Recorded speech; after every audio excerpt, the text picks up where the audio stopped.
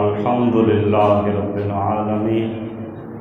والصلاة والسلام علی سید الانبیاء والمرسلین اما بعد فاعوذ باللہ من الشیطان الرجیم بسم اللہ الرحمن الرحیم محمد رسول اللہ والذین معه اشداء علی الکفار رحماء بینہم صدق اللہ العظیم وصدق رسولہ النبی الکریم الامین قال اللہ تبارک وتعالی فی شان حبیبہ مخبرا وآمرا ان اللہ وملائکتہ یصلون علی النبی یا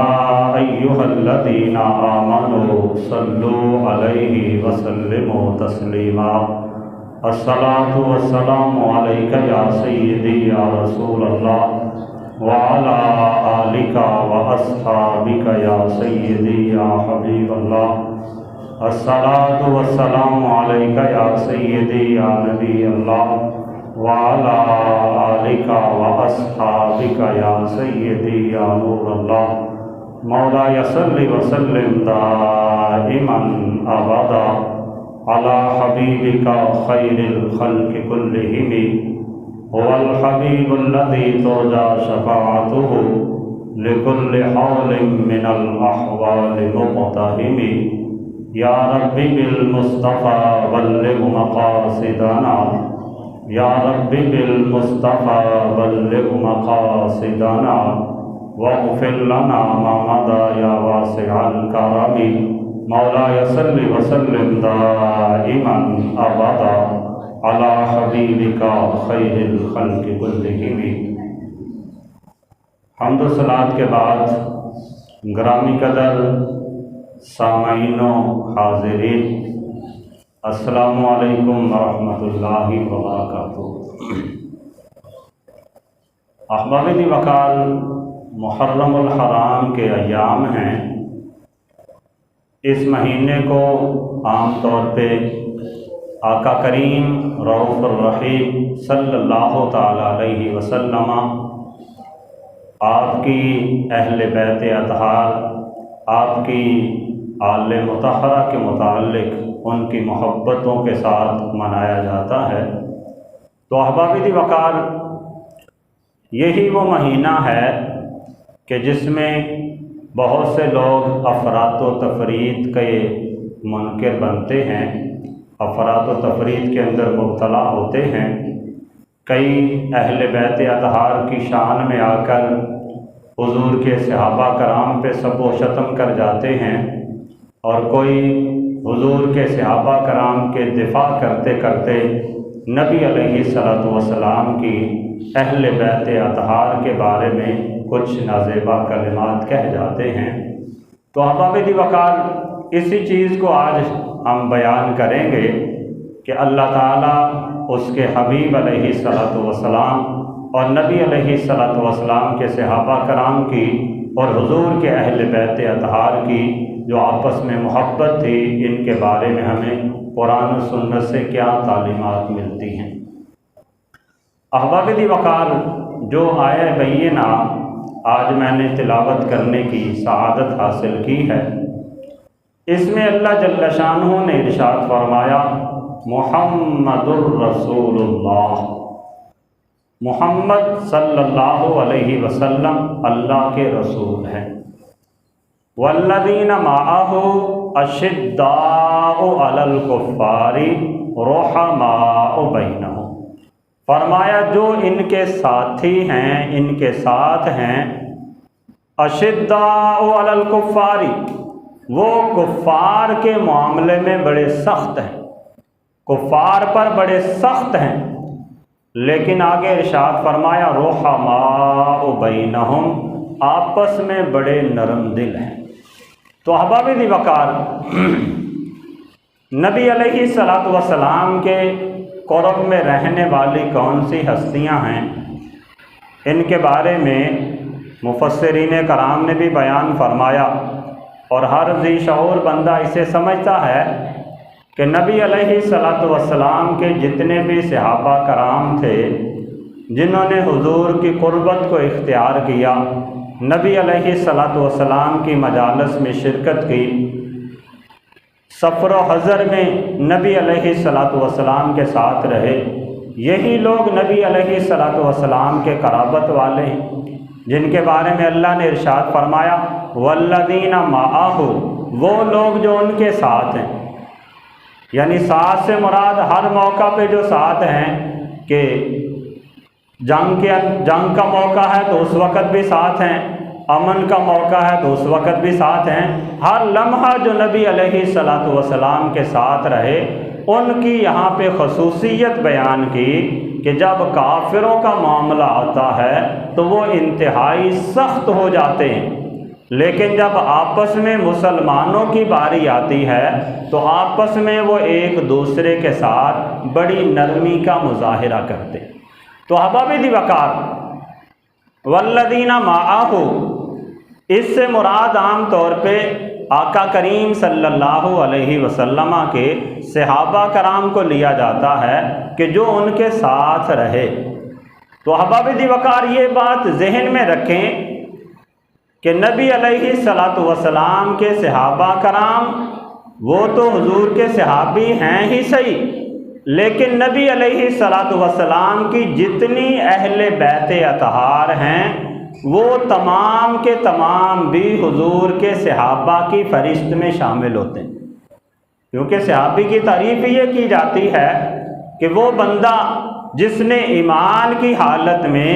آقا کریم صلی اللہ تعالی علیہ وسلم کی مجلس میں شرکت کی، حضور کا قرب پایا اور ایمان کی حالت میں اس کا اس دنیا سے انتقال ہوا تو وہ حضور کا صحابی ہے۔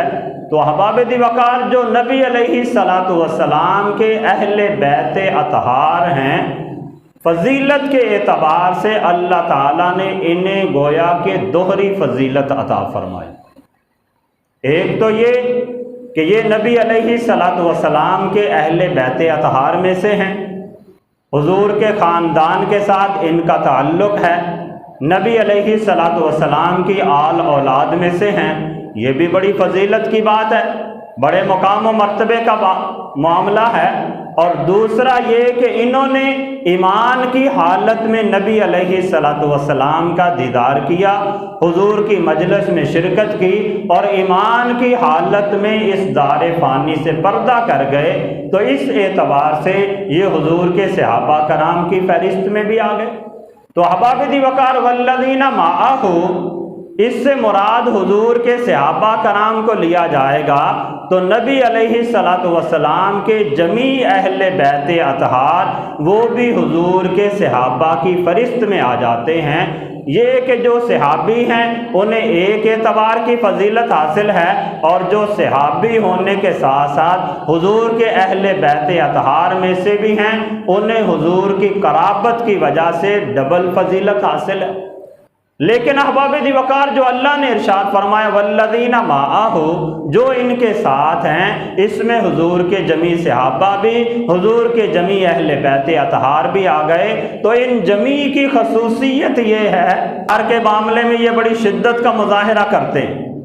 لیکن جب آپس میں مسلمانوں کا معاملہ ہوتا ہے، اہل بیت اطہار کی صحابہ کے ساتھ معاملات ہوں، صحابہ کے اہل بیت اطہار کے ساتھ معاملات ہوں، تو یہ آپس میں انتہائی نرم ہو جاتے ہیں۔ اللہ نے ارشاد فرمایا رحماء بینہم، آپس میں یہ بڑے رحم دل ہیں، بڑے پیار اور محبت کرنے والے ہیں۔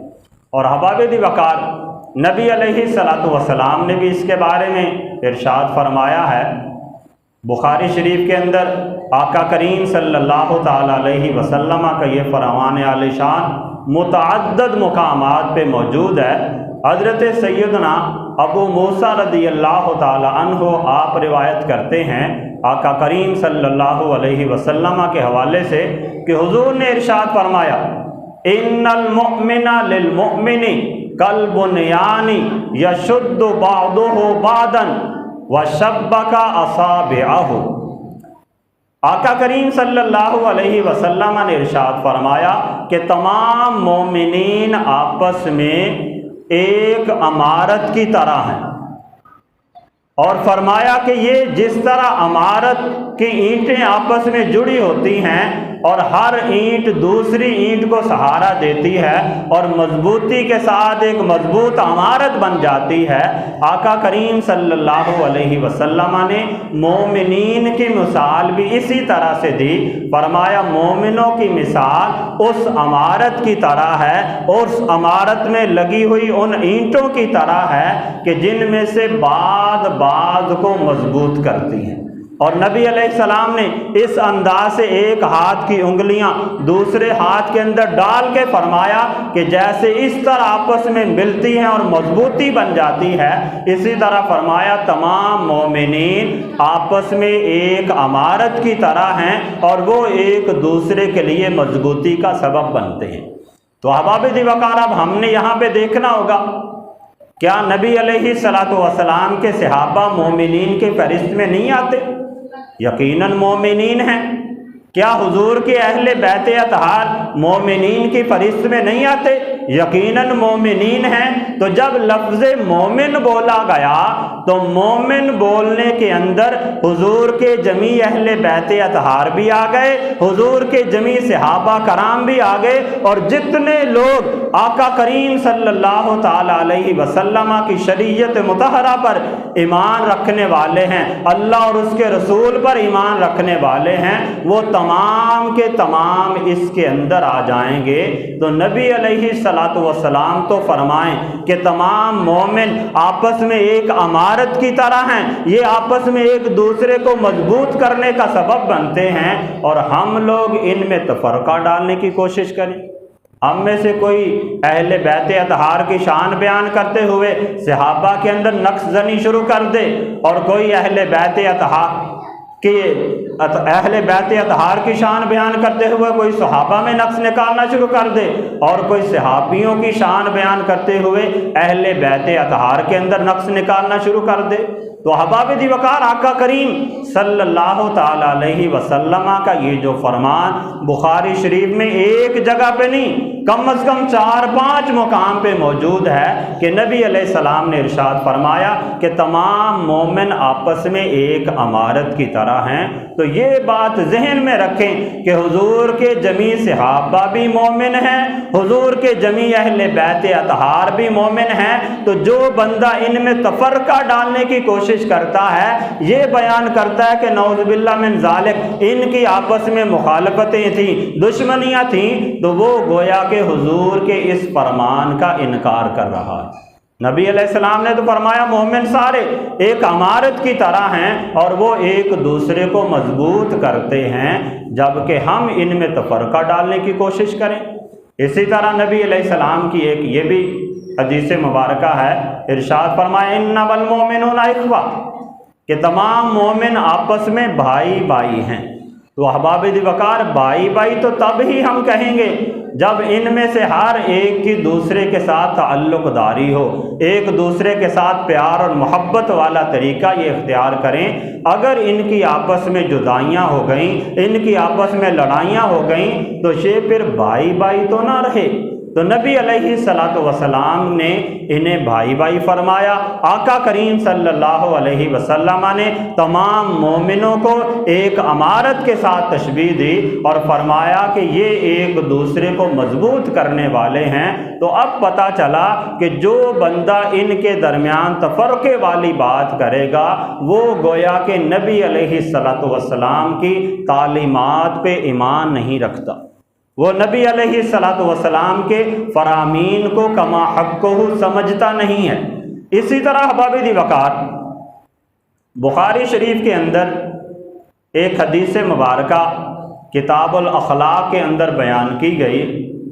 6011 نمبر حدیث مبارکہ ہے۔ اسی طرح 6012 بھی اسی مفہوم کی حدیث مبارکہ ہے، اور متعدد احادیث اس طرح کی موجود ہیں۔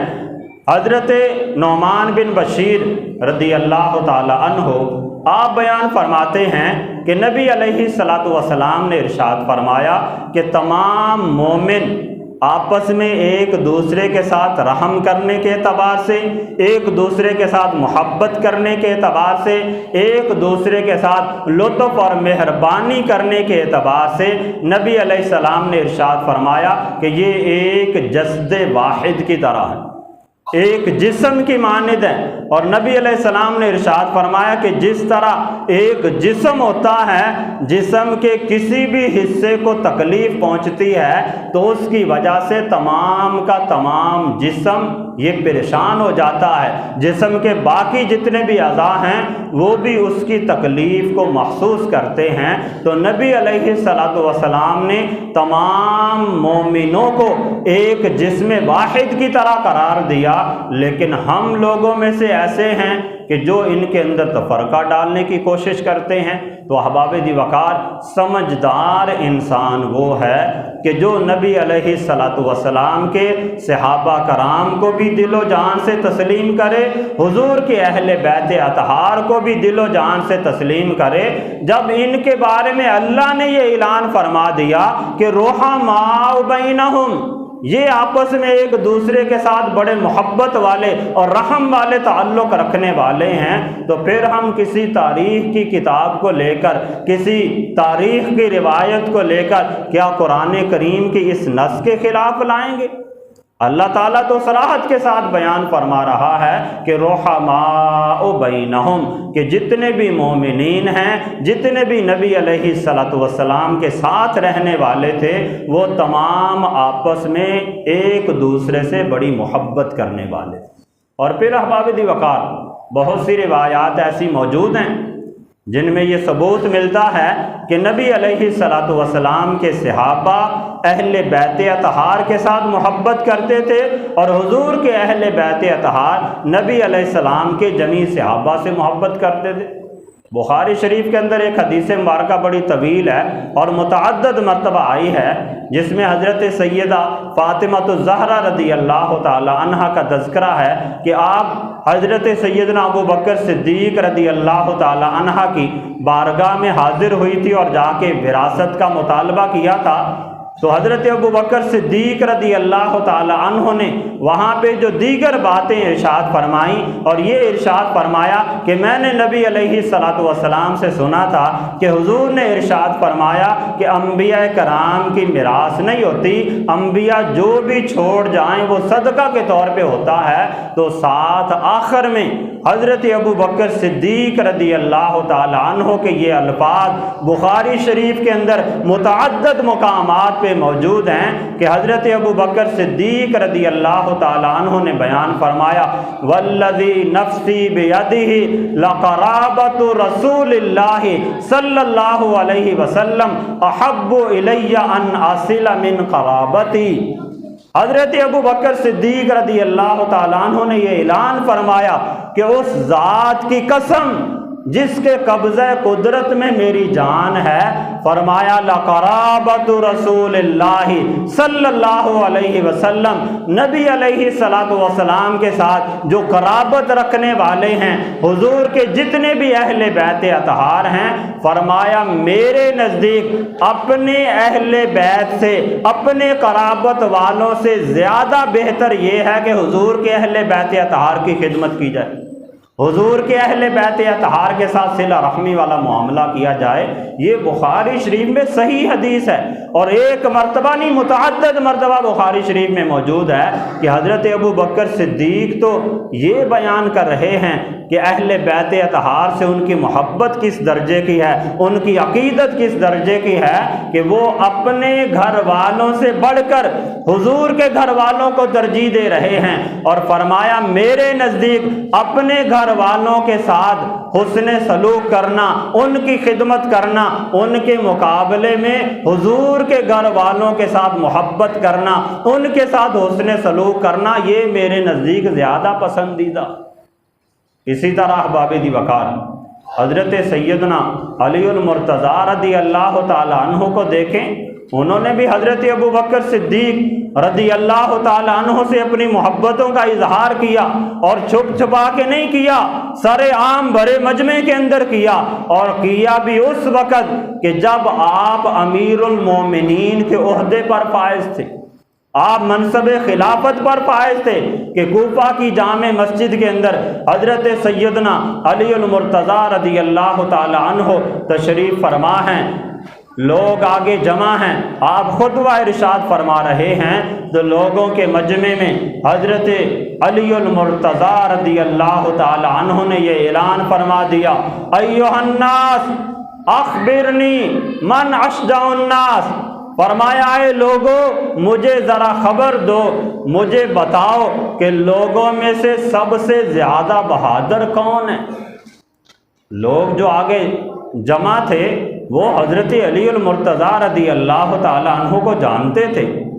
حضرت علی المرتضیٰ کی جرت و بہادری کو جانتے تھے، میدان کے اندر دشمن کو کس انداز سے زیر کرنا، آپ کی جرت و بہادری کے قصے بڑے مشہور تھے۔ لوگوں نے برملا کہا، اے علی المرتضیٰ، اے امیر المومنین، لوگوں میں سے اسے تمام کر دیتا ہوں، میں بھی بہادر ہوں، لیکن فرمایا میں نے تم سے سوال یہ کیا ہے کہ اشجع الناس کون ہے، کہ لوگوں میں سے سب سے بہادر کون ہے۔ فرمایا میں بھی بہادر ہوں، لیکن سب سے زیادہ بہادر کون ہے۔ لوگوں پہ سناٹا چھا گیا، کہنے لگے کہ آپ ہی بتائیں پھر کون سب سے زیادہ بہادر ہے۔ تو احباب دی وقار حضرت علی المرتضیٰ شیر خدا رضی اللہ تعالی عنہ آپ نے بڑے مجمع کے اندر لوگوں کو فرمایا، اے لوگوں سب سے زیادہ بہادر دنیا میں اگر کوئی آیا ہے تو وہ حضرت ابو بکر صدیق رضی اللہ تعالی عنہ تھے۔ پھر آپ نے اس کی تشریح بھی فرمائی اور برسر منبر فرمائی، لوگوں کے مجمع کے اندر فرمائی۔ آپ نے ارشاد فرمایا کہ جب مکہ کے اندر لوگ نبی علیہ السلام کو تنگ کر رہے تھے، آقا کریم صلی اللہ علیہ وسلم کے ساتھ نازیبا حرکات کر رہے تھے، تو نبی علیہ السلام کو چھڑانے کے لیے حضرت سیدنا ابو بکر صدیق رضی اللہ تعالی عنہ آگے بڑھے، حضور کا دفاع کیا، اور کفار نے حضرت ابو بکر صدیق رضی اللہ تعالی عنہ کو اتنا مارا، اتنی تکلیفیں پہنچائیں کہ حضرت ابو بکر صدیق رضی اللہ تعالی عنہ بے ہوش ہو گئے۔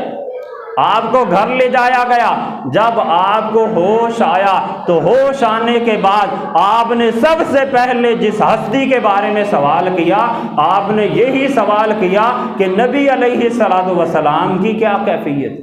حضور کا کیا حال ہے۔ لوگوں نے پوچھا آپ اپنے بارے تو خیال کریں، اتنا کافروں نے مارا ہے کہ آپ زخمی ہو چکے ہیں، آپ بے ہوشی کے عالم میں ہیں۔ آپ نے فرمایا مجھے چھوڑو، نبی علیہ السلام کے بارے میں مجھے بتائیں کہ حضور کی کیا کیفیت ہے۔ نبی علیہ السلام تو ٹھیک ہے نا۔ اسی طرح یہ بھی بیان فرمایا کہ جب غزوہ بدر کا موقع تھا، نبی علیہ السلام کے لیے ایک عریش بنایا گیا، ایک اونچی جگہ بنائی گئی جہاں پہ آقا کریم صلی اللہ علیہ وسلم جلوہ فرما ہو کر میدان جنگ کا معائنہ کریں۔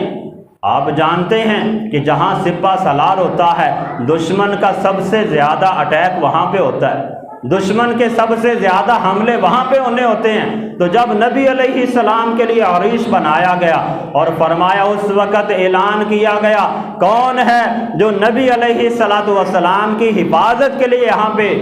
آئے گا، تو فرمایا اس وقت سب ابھی تک سوچ رہے تھے، حضرت ابو بکر صدیق رضی اللہ تعالی عنہ تلوار کو لہراتے ہوئے آگے بڑھے اور فرمایا حضور کا تحفظ کرنے کے لیے ابو بکر صدیق جو موجود ہے، اور کسی کی کیا ضرورت ہے۔ تو فرمایا یہ حضرت ابو بکر صدیق رضی اللہ تعالی عنہ وہ ہستی ہیں کہ جو اشجع الناس ہیں، لوگوں میں سے سب سے زیادہ بہادر ہیں، کہ جب بھی نبی علیہ السلام کے دفاع کی باری آئی، حضور کی حفاظت کی باری آئی، تو باقی لوگ ابھی سوچ رہے ہوتے تھے، سب سے بڑھ کر حضرت ابو بکر صدیق حضور کی حفاظت کے لیے موجود ہوتے۔ فرمایا اس اعتبار سے میں کہتا ہوں کہ سب سے زیادہ بہادر لوگوں میں سے حضرت ابو بکر صدیق رضی اللہ تعالیٰ عنہ کی ذات گرامی ہے۔ پھر فرمایا کہ حضرت ابو بکر صدیق کو یاد کر کے، ان کے ان خصائل کو یاد کر کے برسر منبر حضرت علی المرتضیٰ رضی اللہ تعالیٰ عنہ اتنا روئے کہ آپ کے کپڑا جو آپ کے پاس تھا، چادر تھی، وہ آپ کے آنسوؤں سے تر ہو گئی۔ تو احباب ذی وقار اب یہاں پہ پتہ چل رہا ہے حضرت ابو بکر صدیق حضور کے اہل بیت اطہار کے بارے میں یہ فرما رہے ہیں کہ میرے نزدیک اپنے گھر والوں سے بڑھ کر اہل بیت اطہار کے ساتھ تعاون کرنا، ان کی خدمت کرنا، یہ زیادہ پسندیدہ عمل ہے۔ اور علی المرتضیٰ برسر منبر اگرچہ تمام لوگ آپ کی جرت و بہادری کو ماننے والے تھے، لیکن آپ نے اپنے سے بھی زیادہ بہادر حضرت ابو بکر صدیق رضی اللہ تعالی عنہ کو قرار دی۔ تو احباب ذی وقار جو بھی عقل والا ہے، جسے اللہ نے عقل سلیم عطا فرمائی ہے، وہ اس سے اندازہ کر سکتا ہے کہ کیا کوئی دشمن اپنے دشمن کو اپنے سے بہادر کہے گا؟